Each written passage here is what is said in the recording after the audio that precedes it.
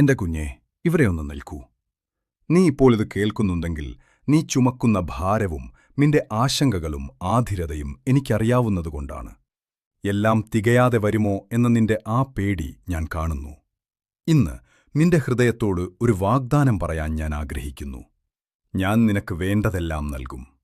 ശക്തനായിരിക്കാൻ നീ എത്രത്തോളം പരിശ്രമിക്കുന്നുണ്ടെന്ന് ഞാൻ കാണുന്നുണ്ട്.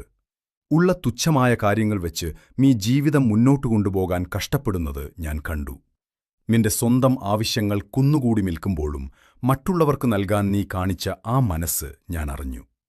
കണക്കുകൾ കൂട്ടിമുട്ടാത്ത, കടങ്ങൾ പടിവാതിൽക്കൽ നിൽക്കുന്ന ആ ദിവസങ്ങളിൽ നീ ഹൃദയം നൊന്ത് എന്നോട് വിളിച്ചു ചോദിച്ചില്ലേ, കർത്താവേ, എന്നെ ഒന്ന് സഹായിക്കണേ എന്ന്. ഒന്ന് സ്വസ്ഥമായി ശ്വസിക്കാൻ, പേടിയില്ലാതെ ഒന്ന് വിശ്രമിക്കാൻ, നെഞ്ചിലെ ഈ ഭാരം ഒന്ന് ഇറക്കിവെക്കാൻ മാത്രമാണ് നീ ആഗ്രഹിച്ചത്.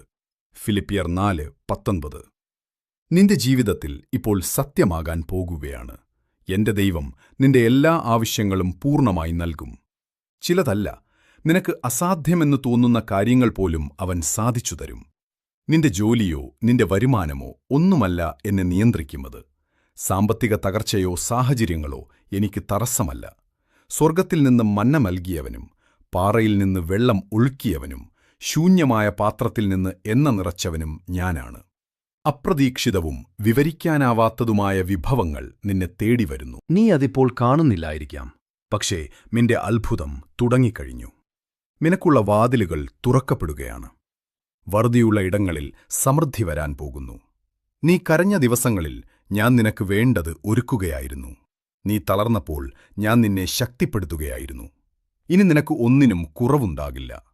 ഭാവിയെ ഓർത്ത് നീ ഭയപ്പെടേണ്ട. ഇത്രയും കാലം നിന്നെ വഴി നടത്തിയ ഞാൻ ഇനിയും നിന്നെ കൈവിടില്ല. ഈ സന്ദേശം നിന്റെ ഹൃദയത്തെ സ്പർശിച്ചെങ്കിൽ, ദൈവമേ, എനിക്ക് നീ തുണയായിരിക്കണമേ എന്ന് താഴെ കുറിക്കുക. സങ്കടപ്പെടുന്ന നിന്റെ പ്രിയപ്പെട്ടവർക്ക് ഇത് പങ്കുവയ്ക്കുക.